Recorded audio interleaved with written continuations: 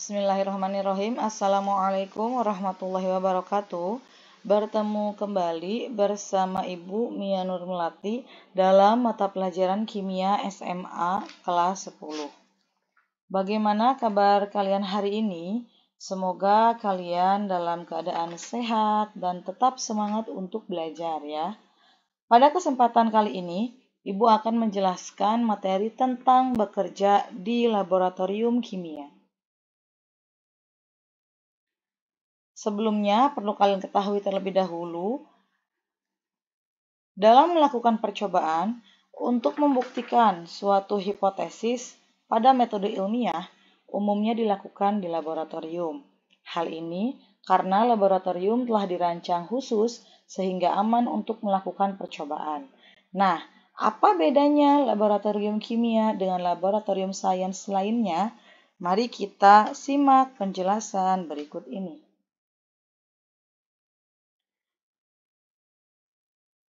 Laboratorium adalah ruang atau ruangan yang telah dilengkapi dengan peralatan khusus untuk digunakan dalam pengujian, eksperimen, atau penelitian. Orang yang melakukan percobaan atau praktikum disebut dengan praktikan. Namun, tahukah kamu bahwa laboratorium ini dapat menjadi tempat yang berbahaya jika kita tidak berhati-hati?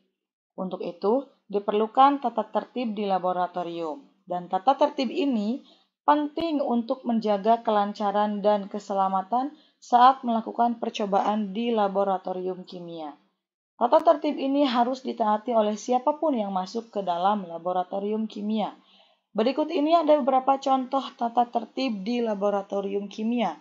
Yang pertama, yaitu menggunakan jas laboratorium kimia dan menggunakan sepatu tertutup. Yang kedua, dilarang membawa makanan dan minuman ke dalam laboratorium. Yang ketiga, menjaga ketertiban selama berada di laboratorium.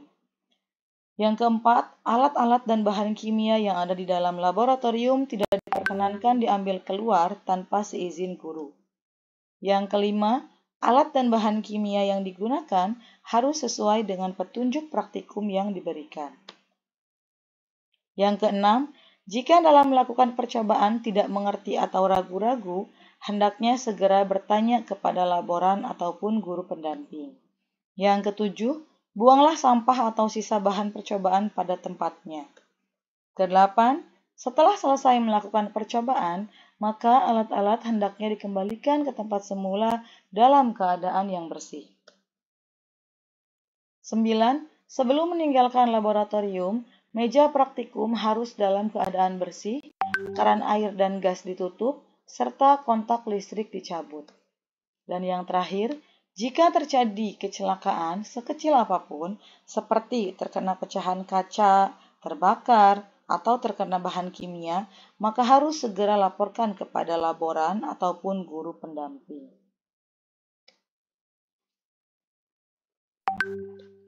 Yang berikutnya yaitu alat-alat di laboratorium kimia dan kegunaannya. Yang pertama, ada yang disebut dengan gelas kimia. Nah, ini gambar gelas kimianya terdiri dari berbagai macam ukuran. Kegunaannya yaitu pertama untuk menampung larutan yang akan digunakan, yang kedua untuk mereaksikan zat dalam volume yang banyak, yang ketiga untuk melarutkan zat padat ke dalam zat cair, dan yang terakhir untuk pemanasan larutan menggunakan pembakar spiritus.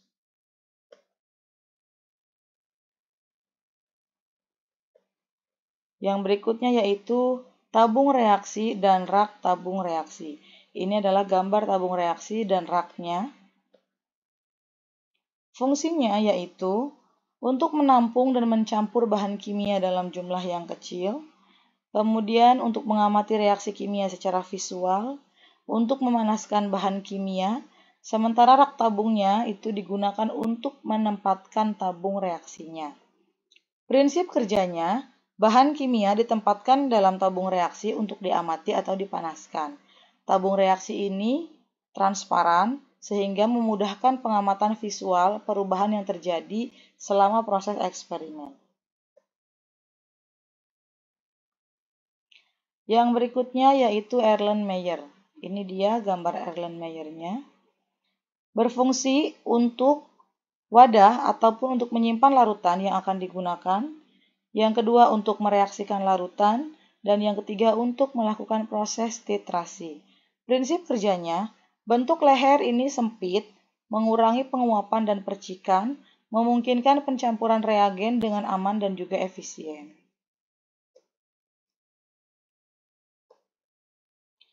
Yang berikutnya yaitu gelas ukur. Ini dia gambar gelas ukurnya dengan berbagai macam ukuran. Berfungsi untuk mengukur volume cairan ataupun larutan. Prinsip kerjanya, cairan dituangkan ke dalam gelas ukur dan volumenya dibaca berdasarkan skala yang dicetak di sisi gelas.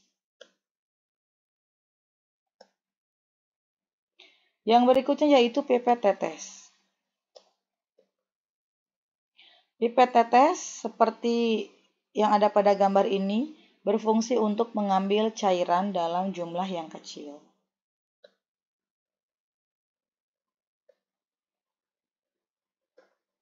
Yang berikutnya yaitu pipet volumetrik. Pipet volumetrik ini berfungsi untuk mengambil cairan dengan volume tertentu sesuai dengan ukuran pipet dengan ketelitian yang lebih tinggi. Prinsip kerjanya, pipet volumetrik diisi sampai tanda kalibrasi dengan cairan, kemudian cairan tersebut dipindahkan secara presisi ke wadah lain, memastikan volume yang tepat diukur dan dipindahkan. Yang berikutnya yaitu labu ukur. Berfungsi untuk mengukur volume cairan dengan teliti, untuk membuat larutan dengan volume tertentu dan ketelitian yang tinggi, dan yang terakhir untuk mengencerkan larutan dengan volume tertentu. Prinsip kerjanya, cairan ditambahkan ke dalam labu ukur sampai tanda kalibrasi pada leher labu tercapai. Volume cairan yang tepat dapat dibaca berdasarkan tanda tersebut.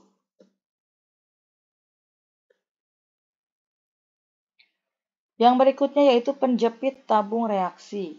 Berfungsi untuk menjepit tabung reaksi pada saat pemanasan. Yang berikutnya yaitu batang pengaduk.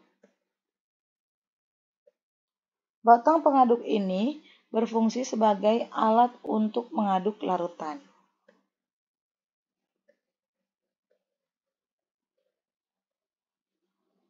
Yang berikutnya yaitu kaki 3 dan kasa. Kaki 3 ini dipasang di atas pemanas spiritus sebagai penyangga wadah yang berisi zat yang akan dipanaskan. Sementara kasa digunakan sebagai alat penyebaran panas supaya merata. Yang berikutnya yaitu pembakar spiritus. Gambarnya ada di samping ya. Berfungsi untuk alat pemanas dengan bahan bakar spiritus di dalamnya. Yang berikutnya yaitu corong. Corong berfungsi untuk alat bantu menuang larutan dari wadah yang bermulut lebar ke wadah yang bermulut kecil. Fungsi yang berikutnya sebagai tempat untuk menempelkan kertas saring dalam proses penyaringan sehingga dapat memisahkan endapan dan cairannya. Prinsip kerjanya, cairan dituangkan melalui corong yang mengarahkan aliran cairan untuk menghindari tumpahan saat digunakan dengan kertas saring. Corong membantu memisahkan partikel padat dari cairannya.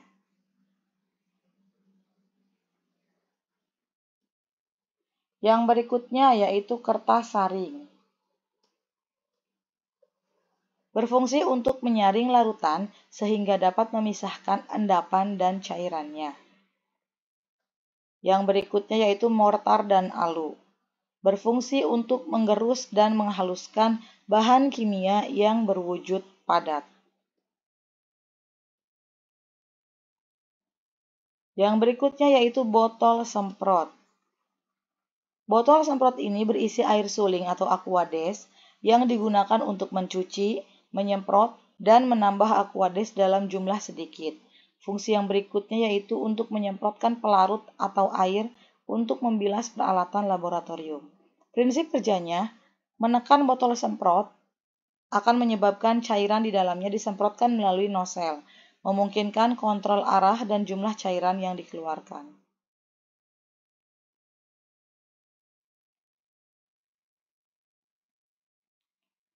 Yang berikutnya yaitu neraca. Pertama ada neraca Ohaus dan yang kedua ada neraca digital. Mereka dengan fungsi yang sama, yaitu untuk menimbang zat kimia.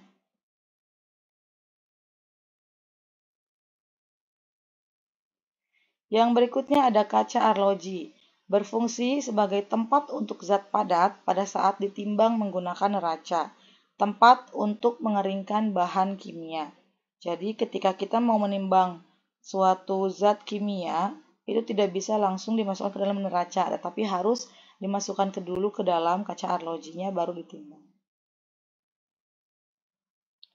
Yang berikutnya yaitu plat tetes.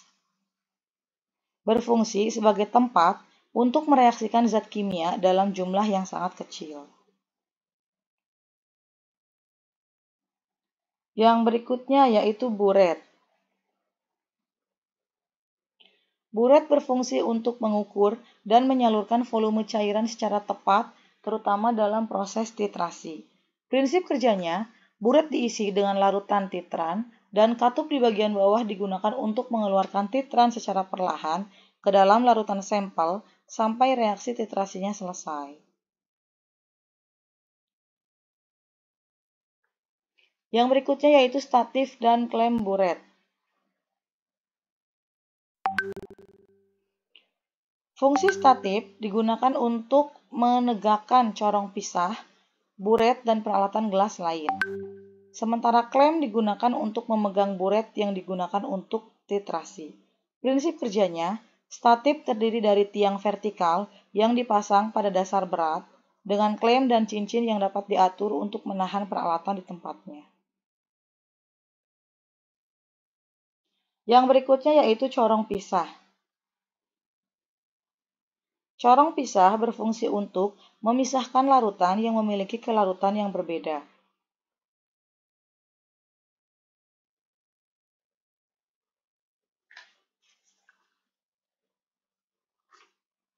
Hal-hal yang harus diperhatikan, selain alat-alat dalam laboratorium, tersedia juga bahan-bahan kimia yang berupa zat padat, zat cair, ataupun larutan.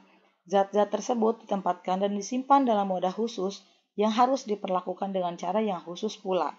Ada zat yang harus disimpan dalam botol yang gelap, karena jika terkena cahaya matahari dia akan rusak. Larutan ada yang berupa larutan encer dengan kadar yang tertera pada labelnya, dan ada larutan yang sangat pekat.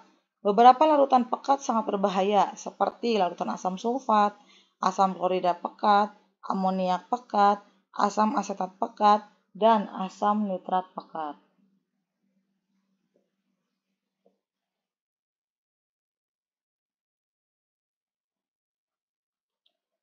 Berikut ada beberapa simbol bahaya yang sering digunakan untuk menjelaskan sifat beberapa zat kimia.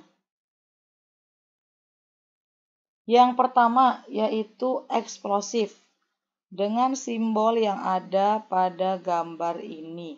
Sifatnya dia mudah meledak, artinya bahan kimia dengan simbol ini dia mudah meledak akibat pukulan atau benturan, gesekan, pemanasan, dan sumber nyala lain bahkan tanpa oksigen.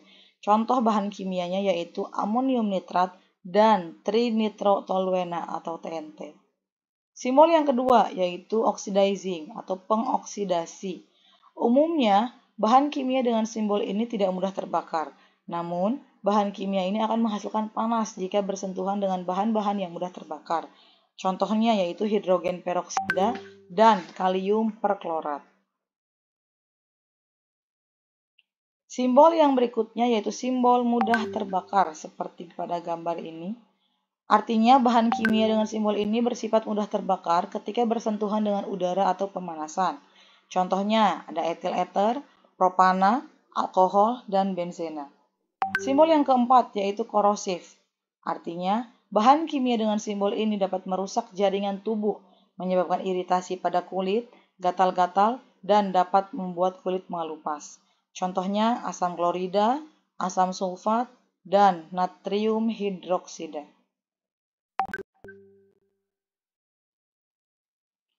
Simbol yang keempat yaitu toksik atau beracun. Artinya, bahan kimia dengan simbol ini dapat menyebabkan kerusakan kesehatan akut atau kronis, bahkan kematian pada konsentrasi sangat tinggi jika masuk ke dalam tubuh akibat terhirup, tertelan, dan kontak dengan kulit. Contohnya, merkuri, kalium sianida, arsen triklorida, dan timbal oksida. Yang berikutnya yaitu simbol berbahaya bagi kesehatan. Bahan kimia dengan simbol ini bersifat karsinogenik, menyebabkan iritasi pernapasan, kerusakan organ, dan toksisitas reproduksi. Contohnya benzena, asbes, dan vinil klorida.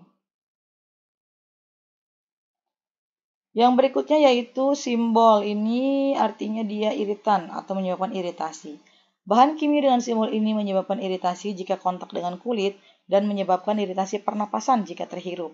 Contoh bahannya yaitu amoniak dan benzil klorida. Simbol terakhir yaitu berbahaya bagi lingkungan. Bahan kimia dengan simbol ini bersifat berbahaya bagi makhluk hidup dan lingkungannya. Lebih lanjut lagi, dapat merusak ekosistem jika penggunaannya dilakukan selama bertahun-tahun. Contohnya timah 2 klorida dan tetraklorometana. Untuk mencegah terjadinya bahaya yang tidak diinginkan, maka dalam pemeliharaan, penyimpanan, dan penggunaan bahan kimia perlu memperhatikan beberapa hal berikut.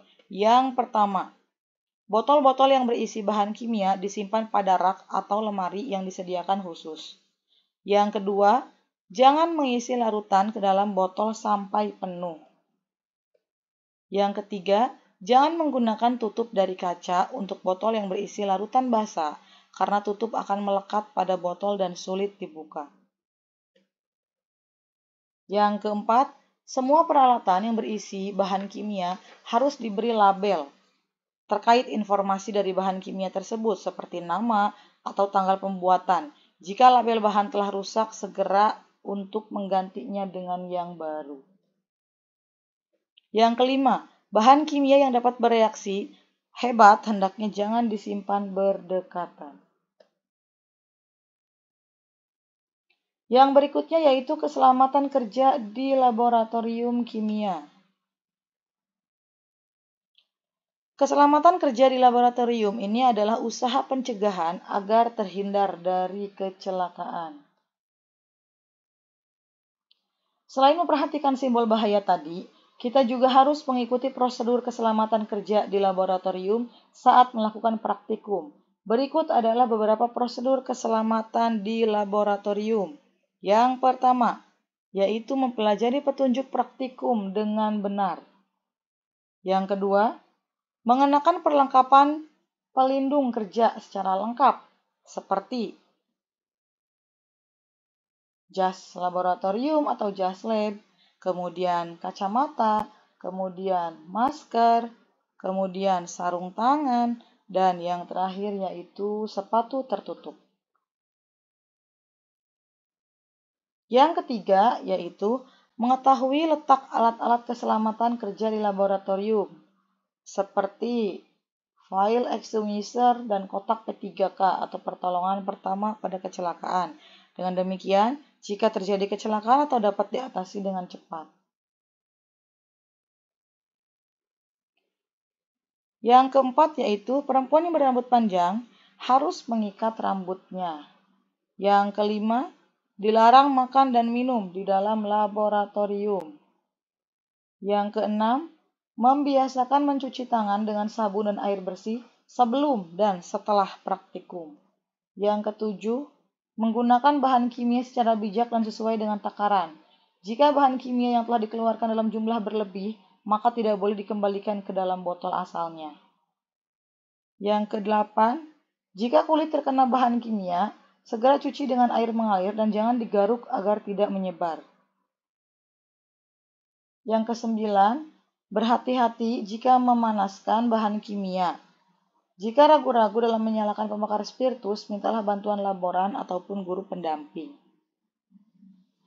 Yang ke-10, berhati-hati dalam mencampurkan bahan kimia, karena bisa saja terjadi reaksi yang dahsyat, kecuali sudah diketahui pasti tidak menimbulkan bahaya. Yang ke-11, tidak boleh mencicipi dan menghirup zat kimia secara langsung. Ke-12, mulut tabung reaksi atau gelas kimia Selama digunakan untuk pemanasan, tidak boleh diarahkan ke wajah sendiri ataupun orang lain. Dan yang terakhir, untuk membuang larutan pekat yang tidak terpakai, harus diencerkan terlebih dahulu menggunakan air. Saat membuang ke wastafel, air keran juga harus dialirkan. Mungkin itu yang bisa Ibu sampaikan. Semoga materinya dapat dipahami dengan mudah dan semoga kalian juga lebih berhati-hati ketika berada di dalam laboratorium kimia. Berikutnya yaitu silakan kalian kerjakan soal dalam bentuk games pada Wordwall yang ada pada link berikut ini. Silakan di copy pastekan linknya dan kerjakan gamesnya.